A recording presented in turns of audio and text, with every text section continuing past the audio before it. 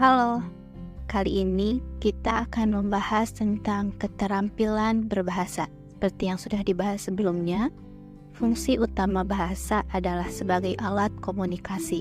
Dalam berkomunikasi, ada beberapa kemampuan yang harus dimiliki, yaitu disebut keterampilan. Keterampilan adalah kemampuan dan kecekatan menggunakan bahasa. Ada beberapa kegiatan. Pertama, menyimak, berbicara, membaca, dan menulis. Berdasarkan ragamnya, keterampilan ini dibagi menjadi dua. Ragam lisan untuk menyimak dan berbicara, ragam tulis meliputi membaca dan menulis. Berdasarkan sifatnya, keterampilan ini juga dibagi menjadi dua kelompok. Reseptif atau menerima dan memahami pesan, meliputi menyimak dan membaca. Produktif atau menghasilkan sesuatu meliputi berbicara dan menulis. Kegiatan pertama, menyimak. Manusia mendapat anugerah dari Tuhan berupa indera pendengaran atau telinga. Ini bisa digunakan untuk mendengar segala macam bunyi dari berbagai sumber, mulai dari kicauan burung sampai kicauan lawan bicara manusia atau dalam mengobrol, itu bisa kita dengarkan. Namun, ada perbedaan antara mendengarkan dengan menyimak. Pernah dengar orang tua yang ngomel karena merasa didengarkan tapi tidak disimak? Ini karena memang mendengarkan dan menyimak itu berbeda. Mendengarkan bisa jadi tanpa tujuan atau sepintas lalu, sementara menyimak menggunakan kefokusan untuk mencapai tujuan tertentu. Saat menyimak, kita tidak hanya mengaktifkan indera pendengaran, tapi juga memfokuskan pikiran untuk bisa mencerna apa yang disampaikan. Kegiatan menyimak dibagi ke dalam dua kelompok, yaitu interaktif, yang berisi kegiatan menyimak juga tanya jawab atau multi arah. Jadi terjadi tektok antara pembicara dengan penyimak, misalnya diskusi dan musyawarah. Ada juga kelompok non-interaktif. Di sini hanya terjadi kegiatan menyimak saja atau bersifat sarah. Misalnya mendengarkan siaran radio, mendengarkan podcast, jadi hanya menerima tanpa bisa melakukan respon. Dalam bahasa Inggris, kegiatan mendengarkan dan menyimak juga memiliki penyebutan yang berbeda.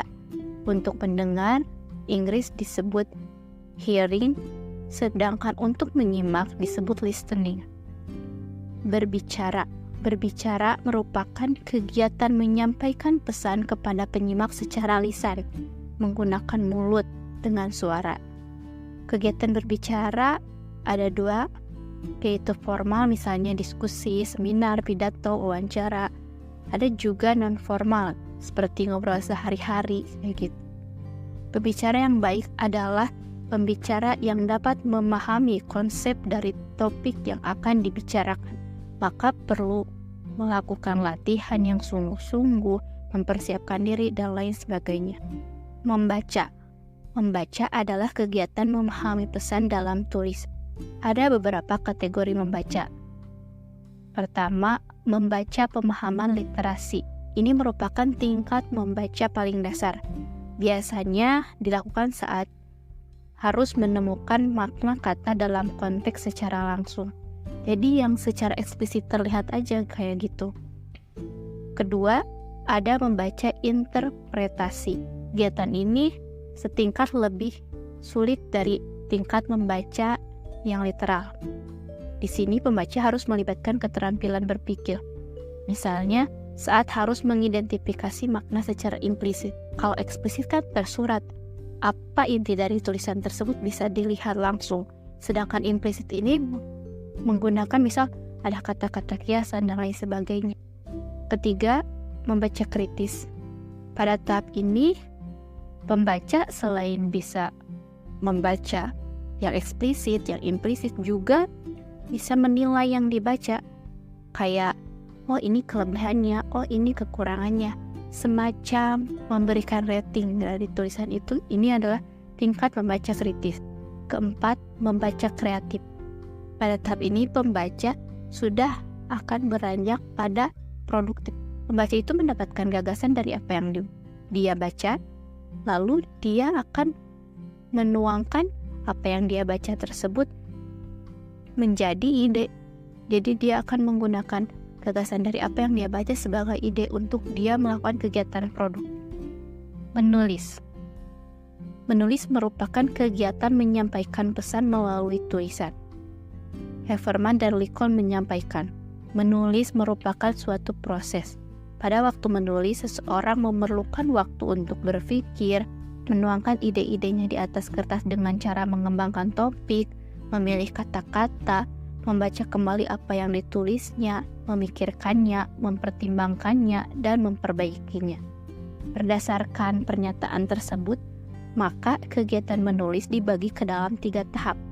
Tahap pertama adalah pra-penulisan atau pre-writing. Pada tahap ini, penulis mulai menentukan topik, mengorganisasikan konsep, menentukan sasaran pembaca, mengumpulkan informasi, riset, lalu menyusun kerangka tulisan. Setelah itu, baru masuk ke tahap penulisan atau writing. Pada tahap ini, penulis sudah mulai menyusun tulisannya, menuangkan apa yang sudah dipersiapkannya, sampai berhasil menciptakan draft pertama. Baru terakhir ada pasca penulisan atau post writing. Di tahap ini, penulis akan kembali membaca ulang tulisannya untuk memperbaiki hal-hal yang dirasa kurang tepat. Jadi di sini tuh proses revisi untuk memperbaiki tulisan sampai akhirnya mendapatkan hasil final. Dalam menulis ada 5 komponen penting. Pertama, isi tulisan. Ini bisa muncul berdasarkan ide, pengalaman, fakta, atau informasi. Lalu ada bentuk tulisan. Bentuk tulisan beragam.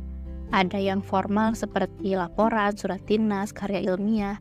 Ada juga yang non-formal seperti cerpen, dongeng, novel, dan lain sebagainya.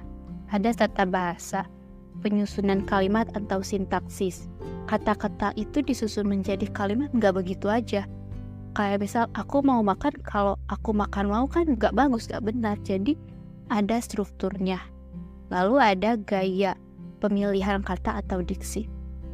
Seperti pada sifat bahasa yang dibahas sebelumnya. Dalam menyusun tulisan juga nggak bagus kalau seenaknya aja. Harus ada unsur-unsur estetiknya, harus memperhatikan keindahannya. Jadi milih-milih bahasa. Misal buat bikin kata saya melihat dengan mata saya, kan mata saya ada 2. Biar lebih beragam kan ada diksi pilihan dari mata itu netra.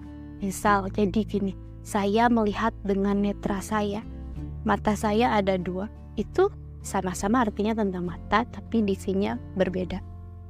Lalu ada tanda baca. Ini mengikuti kaidah ejaan yang poemi, EYD, dan lain sebagainya.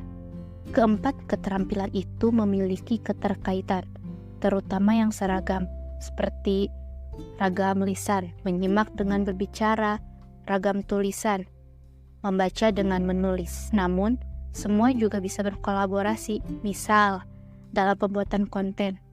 Setelah memiliki topik, hal pertama yang bisa dilakukan adalah membaca informasi tentang topik itu, bisa di internet atau di buku. Selanjutnya, karena kadang membaca saja masih kurang paham, maka bisa melakukan kegiatan menyimak, baik itu dari audio atau dari video-video. Setelah memahami topik tersebut, masuklah ke tahap produksi, yaitu menulis naskah. Begitu naskah selesai, masuklah ke tahap terakhir, yaitu berbicara, membuat rekamannya. Sekian bahasan untuk kali ini. Semoga menambah wawasan ya. Terima kasih sudah mendengarkan. Sampai jumpa lagi.